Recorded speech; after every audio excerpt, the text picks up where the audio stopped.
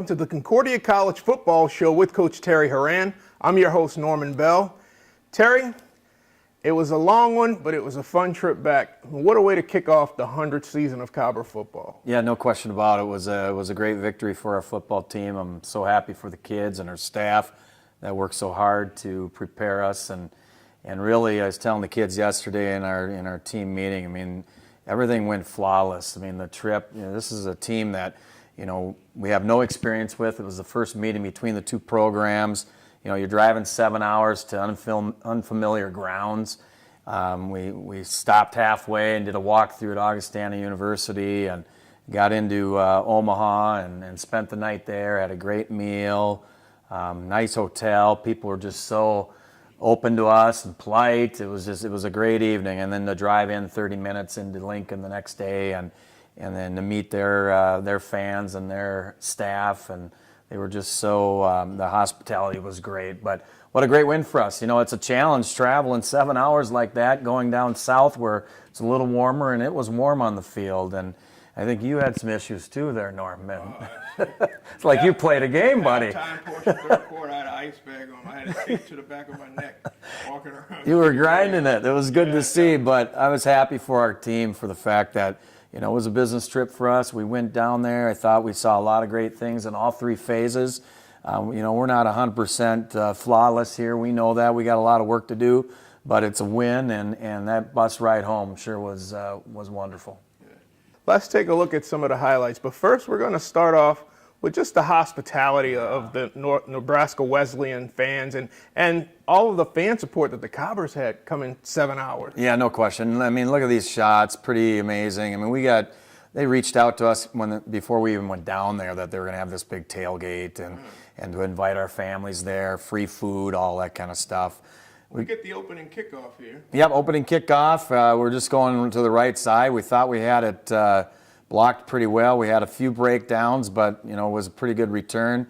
And this is not how you want to start your season. Obviously, is having a fumble. You pride yourself in having an opening drive, and that just wasn't in the cards. But our defense, they just hustled out on the field and great play. I mean, look at this. Big tick coming down with it, and our kids getting excited. What was great to see when our defense got onto the field, it was that we got your back. Yeah. We got your back, and it's exactly what happened.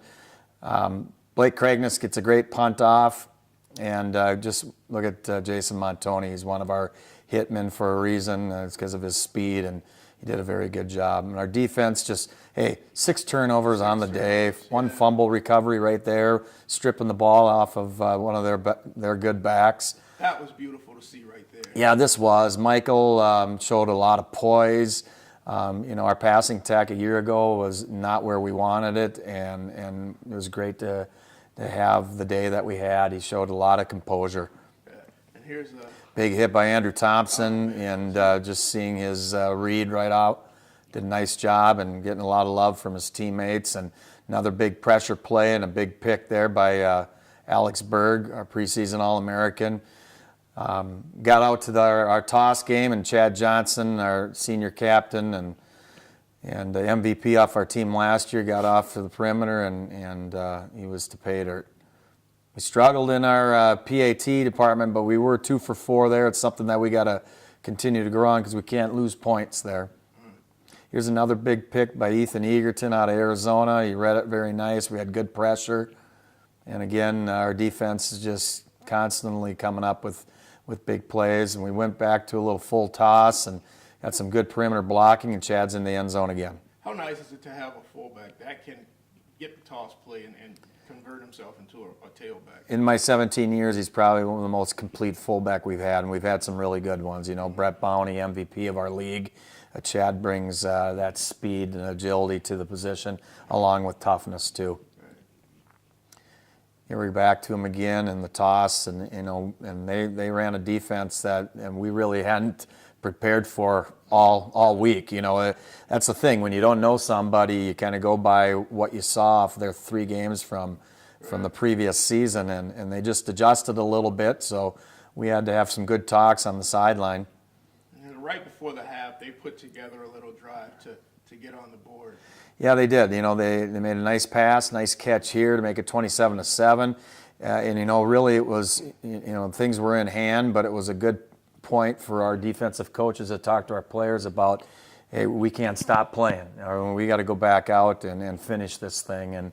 And obviously you never want a team to score right before half, but it happened. But it was a great coaching point for our guys to be able to discuss with our Ds that, hey, we need to finish better than that. So you look at the beginning of the game, a fumble on the first possession, and then you come back and go into half 27-7. That had to be a good feeling. But I'm sure that, like you said, there were more coaching points that had to be addressed. Yeah, no kidding. Offensively, just once we kind of settled in, we got things going. I thought our Ds just had a spectacular day. That score right before half was really the first time that they had kind of moved the ball on us. So it was just our D staff getting together and then getting with their personnel, just talk about, hey, we got 30 minutes left and anything can happen. I mean, we saw that with UCLA and Texas A&M. Anything can happen in the second half. So we came out and it was good to get our offense going right out of the gates and after a stop and scoring on our first possession. Okay. When we return, we'll take a look at those second half highlights. Yeah, as a team, we battled back, and I thought we played well in the middle of the game, and I thought we could have finished better, but a win on the win, especially against a new opponent on the road. So you come out in the second half, Terry, 27-7. What were some of the things you talked to the boys about? Well, first of all, we wanted to have a good kickoff coverage and pin them deep, and then our defense just going back out and doing the things that they've been doing, pretty much for the first 30 minutes and just playing really good football. And then offensively, we wanted to kind of collect ourselves and get a good scoring drive, and we were able to do that. Okay. Let's take a look at those second half highlights. You come out, they chose to defer in the beginning of the game, so they received the ball the first possession of the second half. They go out and punt, and you put another drive together. We did, and there was a nice little midline option play. Mike read it pretty well. Got about a 6 to 8 yard gain. And then he had this little quick hitch route that Kevin did a nice job of getting to the end zone for his very first time of his collegiate career out of Mankato West. So nice to see Kevin Marzloff getting on the scoring and nice to see us score on another touchdown pass. Good pressure by Evan Defer and then our backer coming in over the top. I think that was Sam Michael. Here's Michael Herzog, and he had a streaking Austin Monum going down the sideline right off his fingertips. Those are balls you got to catch, though, and he had 6 points. We went back to our perimeter game, and Chad read the blocks nicely and got ourselves down and into scoring position again. And you were able to get Blake Kragness a little playing time. We did, yeah. Blake's an athlete for us. We had him in our tight end. Here's a big pick off another drive. We stopped many of their drives, all game. So 5 interceptions, 1 fumble recovery, 6 turnovers on the day is pretty special for our black shirt defense. Now this happened a couple of times where they just caught tip balls. That was really great concentration. Great concentration. That's a freaky play. Stuff happens in games, and here's a big pick. And I was happy to see the ball put out to the 20 because I thought they were going to put that on the 1.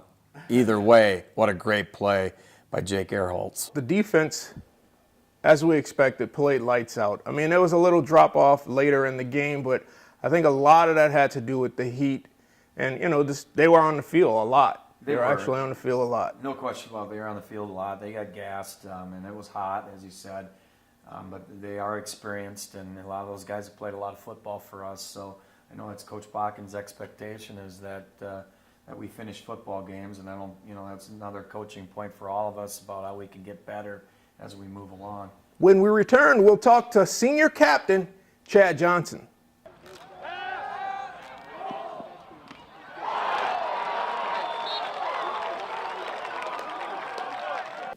I'd like to welcome in Chad Johnson, senior fullback. Chad, thanks for joining us. Thank you for having me. You're welcome. You're a senior captain. This is the 100th year of Concordia College football. How's this season going for you so far? It's going good. We're just we started off our first game by traveling down to Nebraska. What's different about this team is I think we have a lot of chemistry. So, everybody gets along, and it's going to be a fun year with these guys, and I'm looking forward to it. You had 14 carries for 134 yards and 2 touchdowns. last Saturday. And honestly, you did that with a brand new offensive line, essentially. How was things starting to open up as the game went on for you? Yeah, I mean, with the offense line, they're young and they're just getting their experience. But those guys are competitors and they like to fight. So we got a big test this week with the big defense line coming in. But you know, with Nebraska, they put everybody in the box, and we're able to get outside and let our skilled positions get the outside blocks. So yeah. You're a finance major, senior finance major. Now, this past summer, your mom let me know that you did an internship for a bank. Tell us about the bank and what was your role? I worked at Ramsey Bank. I was just a teller. It was a good experience. I don't know really if that's what I want to do post-college, but, you know, it was a good experience, and it was a job for the summer, I guess. Now, you're going into your 4th year here at Concordia. How has the Concordia experience been for you? It's been good. I've had a lot of fun at Concordia here. I'd probably choose this 9 out of 10 times out of any college. It's just a good fit. It's small. Made a lot of good friends here. It's just been a good time and a good experience. You're one of the best, if not the best, athlete in the MIAC, I think. And you're also not only a star on the football team, but the baseball team also. Tell me, how is it, you know, being a college athlete to be able to play 2 sports? It gets pretty tough, but during the football season, not too bad because we only have 1 game a week. But during the baseball season, you go to the cities twice a week. It gets kind of tough to do homework on the road and come back, and you have to leave the next day. I mean, it just gets pretty tough. But football is pretty manageable, you know, and the professors are pretty understanding. They let you make up your work and stuff like that, so it's not too bad. How were you able to handle that heat down there in Nebraska? It was tough. I tried hydrating myself all week. Luckily, I didn't cramp up during the game, so that was good. But it was tough. You know, it was a little different heat down there that kind of drains your body. And I don't know, as a player, like getting warmed up, you just kind of want to stay loose but not overheat yourself. And you know, it was manageable, but definitely a lot hotter. That was senior fullback Chad Johnson. Guys, we cannot afford to be tired, okay? Get over it. We cannot afford to be tired. Run your feet, get to the ball, make tackles. I'd like to welcome in defensive coordinator Kyle Bakken, who is entering his 10th season as a member of the Concordia College football staff. Kyle, thanks for joining us. Thanks for having me, Norm. Your defense played a heck of a game Saturday. Despite the heat, despite the fact that they were on the field a lot, which is uncommon for this type of team because we're a time of possession team. Tell me, how'd they keep going? You know, I think just the makeup of our team and our leaders and our seniors and the experienced guys, we focused on, you know, really just coming out of the gates quick and being aggressive. But our focus this fall has really been on finishing every play, you know, every quarter and getting to the end of the games and finishing. So guys just had that mindset, and you know, we just drove them, just kind of rode them, but they rose to the occasion, and I was really proud of just the effort that they put out. Now, your defense up front between the line and linebackers are very deep. You can go 2 deep at both of those positions, and you play a lot of those guys.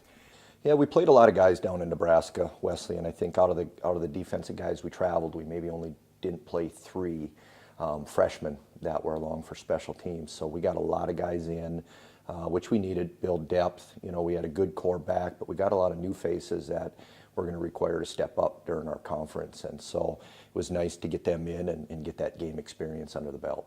Yeah. Now, one of those new players is Evan DeFurs. And I can recall him. He made 2 pretty big plays in the game that I know stand out. The one where he kind of blew up the reverse, where he blew up the quarterback and then came back and helped with the tackle. And then when he got pressure on the quarterback, hit the quarterback kind of threw the ball up in the air and we came down with an interception. Yeah, Evan's a very explosive player, and you know, his athleticism and being explosive, and that's really what we like about him. And he's a good player. He's new to our system, but I think the big thing that he's going to benefit week in and week out is he's just getting more and more familiar with our scheme, our team, his teammates, and that's just going to make him a better player each week. What can we possibly say more about Alex Berg? You know, Alex is just a guy, he's around the ball, you know, and he's got a motor that goes 100 miles an hour, and when he triggers, he goes. And so that's the fun part, you know, with him and even the rest of the guys. They feed off of each other. And so I think a big part of our D this year is we've got some athleticism and some speed, and we want to use those guys. And I think you saw that at Nebraska Wesleyan, where we were able to get after the quarterback. There's not a lot of sacks on the stat sheet, but we tell our guys, you're not going to get sacks every play, but we're going to disrupt them and hopefully make his life a little miserable and hectic, and hit him when you get the opportunity. And I think they did that, and you know that causes turnovers, you know, and so that showed, I think, when the game was done. Talk a little bit about your defensive staff. You guys are a pretty close-knit unit. You guys communicate all the time, bouncing things off of each other. Tell me a little bit about those guys. Yeah, that's you know, I think this year and the last year or two here, that's what we've really grown as a staff, and I think you see that on the field. You know, I always tell the guys, listen, you know, we want to communicate what's going on. Having a bunch of eyes on the field is important. And ultimately, when it's the end, in my mind, I just got to sort through it all and get the right play and the calls and make things right. But, you know, from Izzy, Coach Isendorf on the D-line, he does a great job with our dogs, and we really try to tie in that front seven, making sure everybody's on the same page, and with Coach Klug and myself at linebackers. And then, you know, bringing the secondary in with linebackers and DBs and Coach Mistro. And so, you know, it's a team effort. It's a unit like that, and I think that's important to us, because I always tell our guys, we never want to be out-coached, and we don't want to be out-coached in the second half, and that's our goal when we go into halftime is to make the adjustments if need be, make things on the sideline as we go, and put our kids in a position to make plays and to have success. And after that, you let the guys in that athleticism and you let the boys play, and when you allow them to play, you see those results, and that's what we're pretty excited about. Definitely. Well, thank you for joining us, Kyle. I appreciate you having me on. No problem. That was defensive coordinator Kyle Bakken.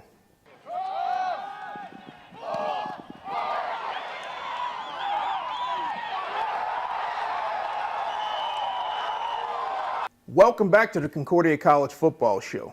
Terry, big weekend coming up here, a big weekend. You have a nationally ranked team coming in University of Wisconsin-Whitewater. They've won 6 of the last 10 Division III national championships. There's only one catch to this weekend. They're coming in with a loss. Right, yeah.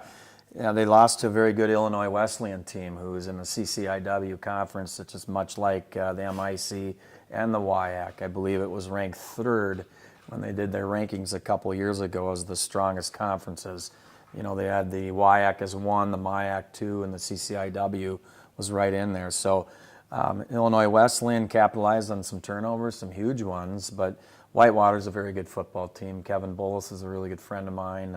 He's originally from Elbow Lake, Minnesota, played his college football at the University of Minnesota Morris, and then he coached in our league at Gustavus with Jay Schenenbeck, a good friend of mine.